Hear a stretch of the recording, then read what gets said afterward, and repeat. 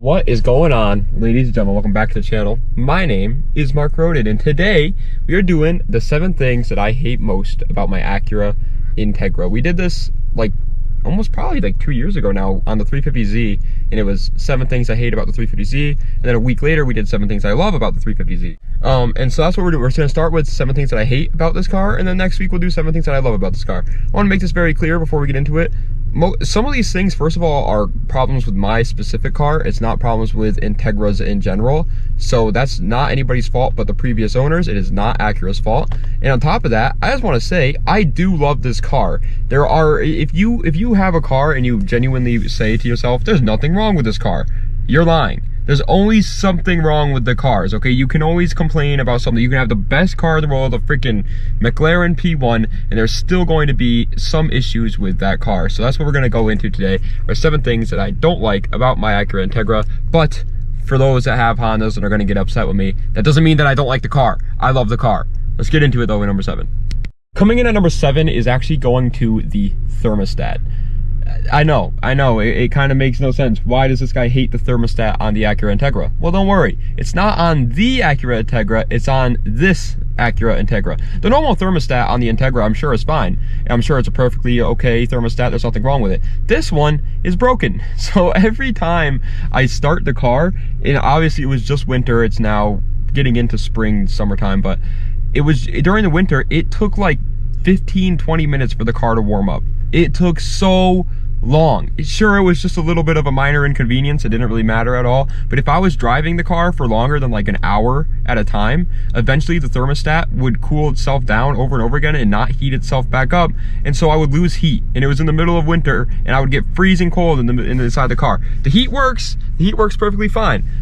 But it's the thermostat. The thermostat is busted. I just need to get a new one. I actually think I have a new one, if I'm not mistaken. I just need to put it in. I need to stop being lazy. But yeah, number 7 is a thermostat. I freaking can't stand it, dude. And in the summer, if it takes forever to warm up my AC, obviously, to get the AC blowing, I'm gonna be even more mad. Because I've never had a car with AC, and when I bought this car, the guy was like, oh, it got ice cold AC. And it does. Coming in at the number 6 spot is another one that's just a problem with my car and not a problem with all Integras everywhere, but it is the doors. These bad boys, the doors. Here's the thing, the doors on this one, it only happens when it's cold outside. I want to make that very clear. If it's very cold and if it just rained or snowed or something, the doors have issues. If it's right now, I'm not gonna be able to show you because it's perfectly fine. There's nothing wrong with it at all. But in the winter time, when it's cold or if it just rained, some water will leak inside like the little cracks, obviously, as water does, and it just gets in there and it sits in there. But the problem lies with the fact that it gets too cold and then it freezes the water in there, and then you have to be like Thanos himself to open the door. It is crazy. There's been so many times where I'm leaving in the winter to go drive and I have to go somewhere and I try opening the door and it just doesn't open. There's something, it's locked, it's stuck in there, there's ice stuck in there, so I have to like pull it as hard as I can. I feel like I'm gonna rip the door handle off, then finally it pops open. Another problem with the doors, this is why I just said the doors in general, not just that one problem, but another problem is, once again, when it's cold outside, they creak like crazy. You open them up and they're like, and it sounds like a dying bat, and it's not fun. It's not fun. That part doesn't really matter too much. I honestly don't really care if it starts to creak, the doors start to creak. I don't care about that. But the ice getting stuck in there and me having to use the force of like Hulk Hogan to open up the doors gets a little annoying sometimes. Coming in at the number 5 spot is going to the clutch. I can actually give you guys a little bit of a representation of this one. I have to move my open, oh my god, this is an honorable mention, by the way, because I just realized this. I just realized this today. I went down to buy myself one of these bad boys right here, Peace Tea, not sponsored. Here are the cup holders in the Integra. A little honorable mention here. Peace Teas and Arizonas don't fit in the cup holders of the car. It sucked. I had to drive with it between my legs like this. It was not fun. So that's a little honorable mention. But yeah, the clutch on this one specifically, this is not, once again, a normal Integra problem. This is just my Integra that has this issue, as far as I know at least. But the clutch on this car is a little weird. It's not bad. It's not like slipping or anything. But I have to, like, especially starting on hills, I have to give it a lot of gas. And it might just be because I'm used to driving the 350Z's clutch, but like, watch. I'll show you guys. So, and then it kind of bucks a little bit. I do not have that problem with, oh, let's relax for a second. I don't have that problem with the 350Z. I only have it with this one. It could just be myself and I'm not used to this clutch, but I've been driving it for a year now. I feel like I would have gotten used to the clutch by now, and it still kind of bucks sometimes when I start to take off. So it's a little weird. Not that big of an issue. Like I said, I've been driving it for a year and the clutch hasn't gone, so it's definitely not a problem with the car. It might just be, I don't know. It could be a random number of things, but that's number 5. And the honorable mention of the cup holders is also there at number 5 because that annoys me sometimes. Coming in at number 4 is going to, once again, kind of like a twofer because I just thought of this on the spot. So there's 2 in this one, but the actual one that was supposed to be here at number 4 is the antenna noise. And the additional one, the honorable mention one, is the attention that the car gets. I don't hate the attention that the car gets, but I don't like the attention that the car gets. It's a very weird mixture because here's the thing. The car is a very old, it's from the 2000s car, it's bone stock, it's not cool at all. So I don't get a lot of attention from normal people. I like that part. But what I don't like is the attention that I do get is usually from Honda guys. I like that. Now hold on. You may be like, why would you hate getting attention from Honda guys? Because every single time I talk to a Honda guy, they all say to me, oh, you're gonna turbo it? You're gonna turbo it? And I'm like, oh, I don't really want to turbo it. And they're like, it's got a B series, you better turbo it, bro. And I'm like, I don't want to though. It's like, it feels like you have to build the Integra the way that they want you to build it. And it can get a little bit annoying. I do love the Honda community, but that part can get a little bit of annoying. But either way, let's get into the antenna noise that I was talking about. This is once again just a problem with my Integra, not a problem with all Integras. But there's a bunch of like elderly folks over there like going to look at art, I guess. I'm in an art parking lot, so that's probably why. But watch this. I'm gonna open the door. I'm gonna stick the GoPro out towards that antenna and use your ears. When I turn this car off, the antenna is supposed to retract itself down, but mine gets stuck and it makes this horrible noise. Listen to this.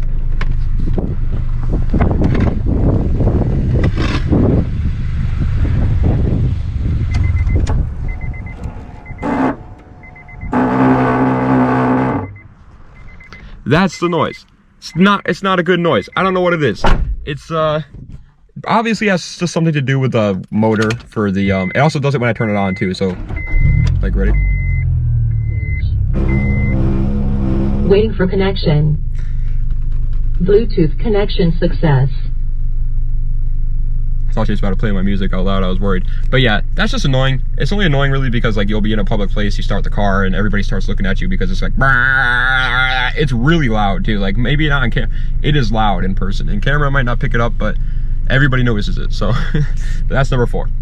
Coming in 3rd place, I'm not gonna be able to show you this. I guess I technically could if I like film myself driving it, but I don't really need to. You can watch any of my other videos of me driving this car and see what I mean by this, but it is the straight line speed.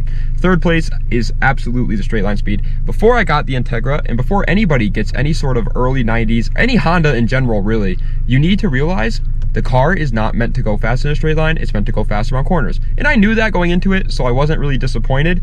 But it is a very slow car in a straight line. I was used to the 350Z, that has 300 horsepower, it's fast in a straight line. This car is not fast in a straight line at all, it is more fast when you take it to the corners, which I knew anyway, so once again, I wasn't really disappointed or anything like that, but it definitely is pretty slow, so it's one of the things that I dislike.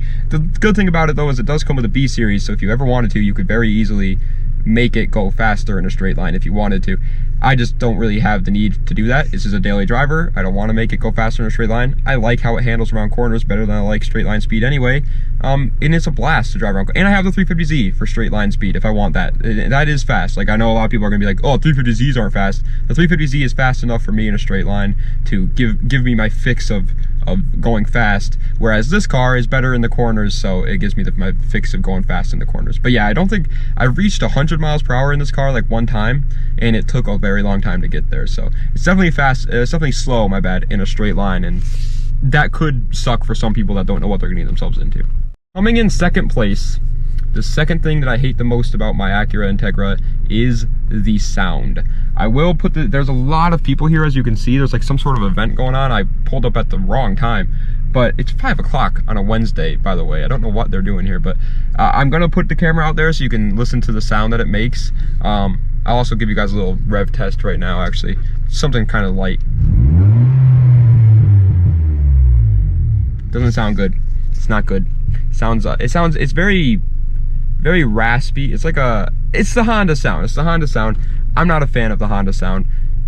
This one, if I'm being honest, sounds a lot better than a lot of other Hondas that I've heard over the years, but it definitely just doesn't really hit the spot when it comes to the perfect sound. My 350Z, I know a lot of people call it like a trumpet car and they sound, you know, like a trumpet, but I like the sound of that. I went into this car and it just has that, it's only right around the 3,000 to 4,000 RPM range there where it makes that very noise. Everything after that is just kind of a low hum, but that little noise is just kind of, it is annoying. It does get quite annoying, so it doesn't feel that, you know, manly. And especially since like my uncle has a cammed C5 Corvette, so I've heard V8s my whole life. I've always been used to the choppy low noise, so getting into one that's a more high-pitched drone sort of noise is a little weird for sure.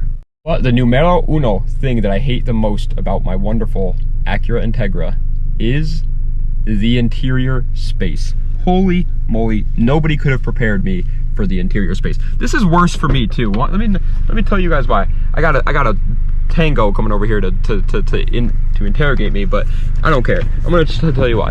Look at this. So we get out of the car, right? Holy moly. This is a space. My seat is all the way back right now, okay? I am 6'1". I'm not a big guy at all. I weigh 150 pounds, maybe. I don't even know really, but I'm not a big guy. But it is still so tight. But the thing is, it could be a lot better, but these are Honda Civic seats. The Integra seats that were in this car originally were all torn up, so he took them out and he put Civic seats in it before I got the car. And so they're a little bit bigger, so it makes it even worse. I have an even taller friend who's even larger than me, and when he sits in this car in the passenger seat, he looks like Donkey Kong. It's hilarious. Also guys, look at this freaking thing, man. It is filthy. I need a cleaner. But freaking, it's ridiculous. The space, it needs better space. Like I've tried to get in. Sometimes I try to get in. I'll put my right leg in first, and look at like the space I got over here. You know what I mean? There's just not a lot of space in the interior. And like with things like the speed and all that stuff. Look at the back. I do have a lot of stuff in the back, but still, like look at how much leg room the back person would have. It's just no space. No space. Like my head. Look at my head. You know what I mean? Like it's crazy. This thing's crazy. And once again, this is like everything else, like the straight line speed, the noise. I kind of expected before getting this car, because I was like, okay, it's a Honda. It makes 140 horsepower, but I did not expect the interior space to be very, very small, to say the least. It takes a while to get comfy in this car as a 6-foot man. So definitely, if you're looking to get some sort of early 90s Honda, or really any early 90s sports car, make sure, well, this isn't early 90s 2000 sport. If you're looking to get any car, just make sure you fit in that car, because it can get quite annoying. It's not the worst thing. I've driven this car for like 2.5 hours at a time, and I didn't get like uncomfortable or anything like that. As a matter of fact, one of the things, spoiler alert, that's going to be in my things that I love about the car is how comfortable of a ride it is. It is very comfortable to drive in, but the space does get, there's not a lot of it. There's just not. Like I have a bunch of parts for the car that I want to take down to my uncle's to put on. I can't even fit them in here, so I don't know what I'm going to do about that. But yeah, the space is definitely a little bit of an issue. But either way, that's it. That's the #1 thing that I hate the most about the Integra. To be honest, most of these things are incredibly minor, and the things that aren't minor, like the sound, the straight line speed, and the interior space, are all things that really don't affect it that much, to be honest. Like, yeah, the sound can get a little bit annoying, but you can make it sound better if you wanted to, and you should probably expect to have a bad sound out of a Honda. Yes, the straight line speed is bad, but you could make it a lot faster if you wanted to, and it handles really well around the corners. Yes, the interior space is bad, but it's still a comfortable car to drive, and it doesn't really bother you that much after like the first week of driving the car. So it all kind of isn't really a make or break deal for me on the car. If you really care about something like that, then maybe you should stay away from this car, but I don't think most people are going to care about it as much as they think they will. But either way, that is the end of today's video of all the 7 things that I hate most, with 2 honorable mentions, so technically 9 things that I hate most about my Acura Integra. In a week from now, we will be doing the 7 things that I love most about my Acura Integra. And that's going to be a lot harder to do, because there's more things I love about this car than there is that I don't like about this car. But yeah, that's it. Thank you guys so much for watching. I appreciate it. Let me know if you have an Integra and anything that you think I missed. One thing I want to say, by the way, I'm super grateful for, is most coupes don't have door locks, right? So like the door opens and this door doesn't stay, it falls back on you. My 350Z does that, and so sometimes I'll put my foot out and it comes back and closes my shin. This car does do that. I love that. That makes me so happy, because I cannot stand when that door comes back and slams onto my shin in my 350Z. It hurts and I don't like it. But anyway, thank you guys so much for watching. I appreciate it. Das Vidania, and have a nice